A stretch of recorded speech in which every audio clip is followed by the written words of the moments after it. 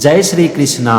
आज हम समझेंगे श्रीमद् भागवत गीता के 6ठे अध्याय का 30वां श्लोक। इस श्लोक में भगवान श्री कृष्ण अर्जुन से कहते हैं, यो मां पश्यति सर्वत्र सर्वं च मयि पश्यति तस्याहं न प्रणश्यामि सौ च मे न प्रणश्यति।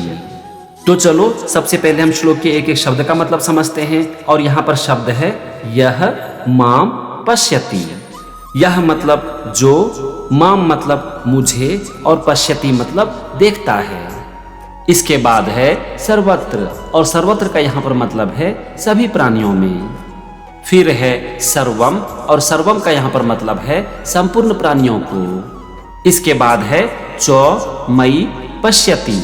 चौ का मतलब और, मयि मतलब मुझ में, और पश्यति मतलब देखता है। तो यहाँ पर पहले वाक्य का मतलब हो गया जो संपूर्ण प्राणियों में मुझको देखता है और संपूर्ण प्राणियों को मुझ में देखता है। अब हम आते हैं दूसरे वाक्य पर, और यहाँ पर पहला शब्द है तस्याहम। इसमें दो शब्द है, तस्य और अहम। तस्य मतलब उसके लिए और अहम मतलब मैं। इसके बाद है न प्रणश्यामि, और इसका मतलब है अदृश्य नहीं होता। फिर है सह चौ में। सह का मतलब वह, चौ मतलब और में मतलब मेरे लिए।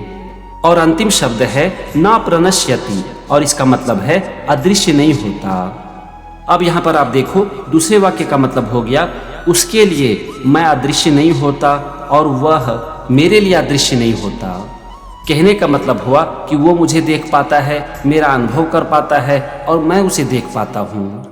ये था श्लोक के एक एक शब्द का मतलब और दोनों वाक्य का मतलब। चलो अब हम समझते हैं पूरे श्लोक का मतलब। भगवान श्री कृष्ण अर्जुन से कहते हैं कि हे अर्जुन, जो संपूर्ण प्राणियों में मुझको देखता है और संपूर्ण प्राणियों को मुझ में देखता है, उसके लिए मैं अदृश्य नहीं होता और वह मेरे लिए अदृश्य नहीं होता।